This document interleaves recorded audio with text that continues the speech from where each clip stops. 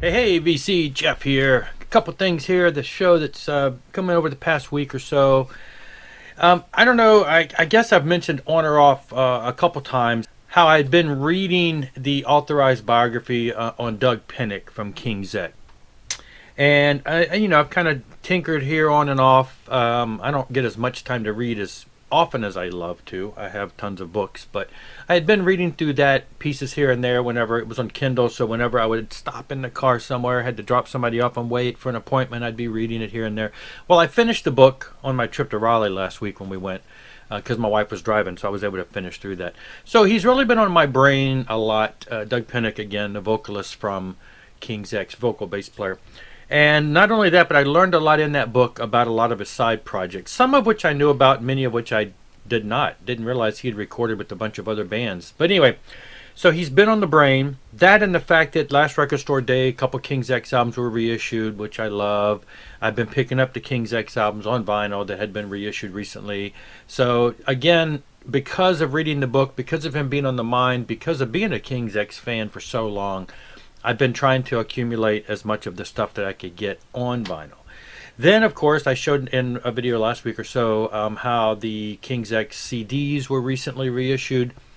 And so in a discussion with Scott Waters, if you're probably, a fan of his channel too, subscribe if not, he, is involved in a lot of the artwork and stuff for the labels that reissue a lot of that. And so he had mentioned, we were talking about the King's X and Doug Pinnick because one of Doug's solo albums, Pound Hound, was also reissued last week too. And he had mentioned an album that I was aware of, I have on CD, that he said it came on vinyl recently and disappeared really quick. And I'm like, I didn't even know it had got reissued. And he said, neither did I. And what I'm talking about there is the Super Shine album. Now, this is going to be really hard with the glare. This is a really shiny album already. Very reflective.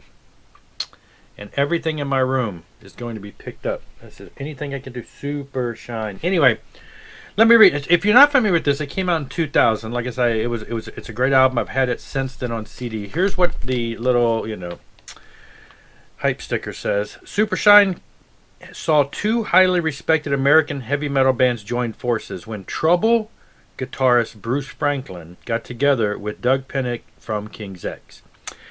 This authorized reissue is the first time this underrated cult item is available on vinyl. Liner notes by Martin Popoff. Anyway, so limited splatter vinyl. Now, not only is it Doug Pinnick from vocals and bass from King's X doing vocals and bass here, and Bruce Franklin from Trouble doing guitar and some vocals here.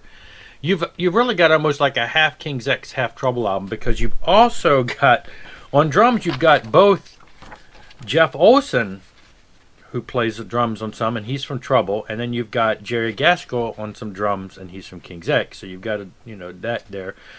You've got Wally Farkas on Hammond organ. Now, Wally Farkas was a longtime guitar player in label mates and other Texas band Galactic Cowboys, which the early days of Galactic Cowboys and King's X, like I said, label mates, same manager, producer type thing, similar sound, love both bands.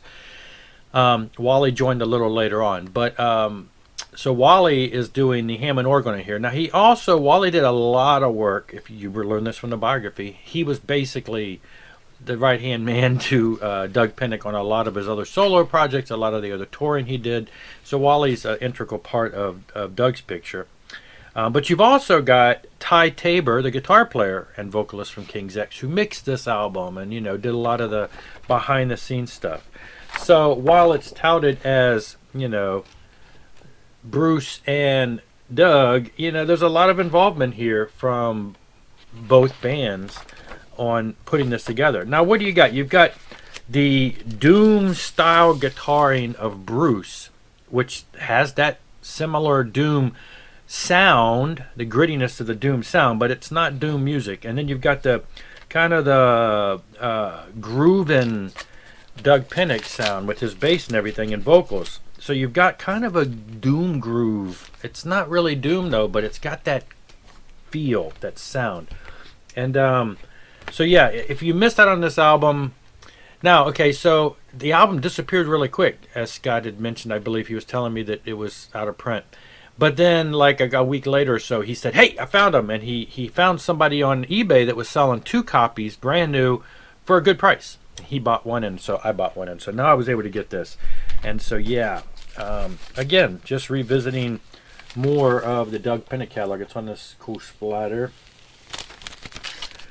So that came in excitingly. Now he had also mentioned, again, because we're talking Doug and we're talking the reissues and all that, that he had brought up. I knew about this album, had not acted on it. It didn't look like it had sold out. I was getting kind of leery that it might, so I went ahead and pulled the trigger on the newest Doug Pinnick solo album, Joy Bomb. And get this hype sticker is pretty big. It's kind of a package deal here. It's got albums and all kinds of other stuff, but it's got an OBI strip. So this is his newest one, and now I have listened to this so far, and it's all over the place style-wise, which is kind of what Doug does. It's not like the whole album is always consistent. There's some oddities on here and some typical sounding stuff. So overall, it sounds pretty normal, like some of his stuff is done.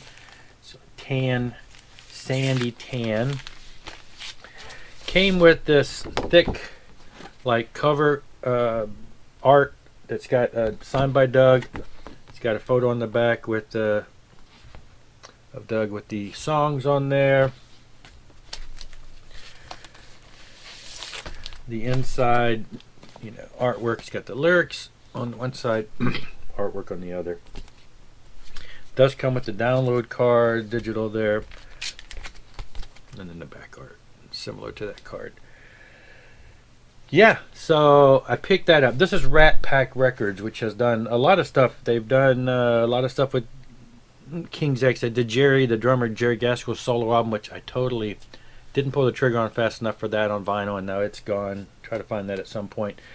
But while I was at it, I also, because I was placing it with Rat Pack, I went ahead and got the only other KXM album that seems to be findable on vinyl. Scatterbrain, the middle one that came before this, is the one that is harder to find. It's not being sold much online. I don't even think I couldn't even find on Discogs when I looked. Maybe I need to look again. But this is the most recent one. Now, when did this come out? Last year, 2019? But anyway, if you're not familiar with KXM, I did show their first album that I picked up a couple weeks ago, mainly again because I found it for a good price, but mainly because I'm trying to make sure I fill in my Doug Pinnick collection.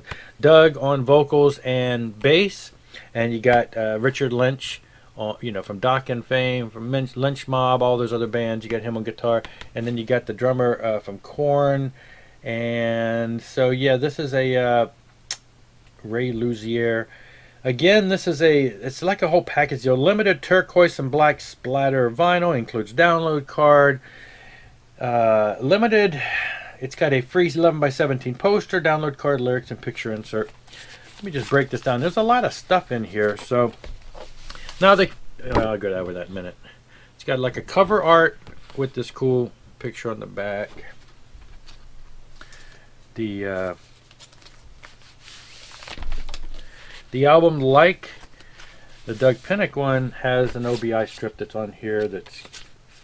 They're doing this a lot for, a lot of different labels are doing that. It is a gatefold. It's just got some artwork in the middle there. And the back's just got the song titles on there. Different cover art on each one of the inners. It is a black and turquoise splatter, as mentioned. Has this insert, which is the lyrics, 4-page open up lyric picture. So it's got a lot of this artwork. If you put together, it's Circle of Dolls. It's got a lot of thing there. It's got a download card, as it mentioned. And then the last, War of Words, the first song on the album. That's the one that was there's a video for that. I know there's at least a video for that. And then the 11x17 poster, just a typical fold out of the band. So yeah, I wanted to grab this. It's a nice little package deal. And before this one was gone, like I said, now I got to be on the hunt for the second KXM. And I will say, I've listened to this one. I listened to the first one. I've listened to all of them online over the years that they've come out. they were one of those bands that kind of, you know, and other people have commented on that last video I showed where they were okay, but I really couldn't get into them as much. Well, I will say after listening to this album again, after you know a year or so of not hearing it, and after listening to it again yesterday, I like this one. I like this one. This one, it kind of grabbed me sooner than the first album did, and I'm going to revisit both of them. I can't recall the last time I listened to their Scatterbrain, the second album, but I do want to try to track that down. So it's not that it's horrible, but you know, it's kind of like it's good stuff, but it's different. It's a little more alternative feel than either of the bands, you know, are used to putting out. As far as if you think about King's X and Dokken, kind of like those Dokken years where they put out, you know, those two albums that were kind of anyway, too alternative. It's not quite that bad, but it's in that full flavor of alternative stuff. Anyway, so yeah, that's those. Those are the Doug Pinnick pickup stuff. The other thing I picked up, so I was at Walmart the other day. I had to swing by to pick up something. I rarely go there, but I went through there, flipped through the album, saw this album there. I was like, it's kind of expensive. Quickly pulled it up on Amazon, which I've had it in my wish list for a couple months or however long it's been available, and it was like $5 or $6 cheaper there. I ordered it. It was supposed to be delivered the next day, which would have been grand, but it wasn't. So I wrote them, and I'm like, "What's the deal? It's supposed to be delivered today. Now you're saying it's going to come tomorrow. You know, you got to pitch a little fit just because it's like, well, what's the deal? Why did you not mail it till the day it was supposed to be here?" Anyway, they apologized. Things happened. They gave me a $5 discount, so you know I got extra credit there. But I picked up the you know Ozzy Osbourne double vinyl, No More Tears. I am hoping that they reissue all of his stuff individually like this. Yeah, I missed out on the box set. I didn't have $500 to dump onto that. My local store recently, somebody sold them all the individual most of the individual albums from the box set. But my local store was then marking them at $150 a pop. I'm like, you know, 3 of those albums you paid for the box set, but you know they had about 5 or 6 of them. Just typical black. It is double record set. There are different colors of this out there, which of course means different prices. But I stuck with the cheaper one and grabbed it.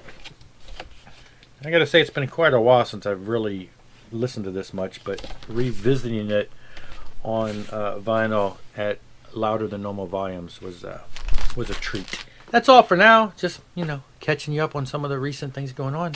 I do thank you for watching, though. Hit the like button. Subscribe if you're not a subscriber. And I will see you in the next one. Rock on and rock hard.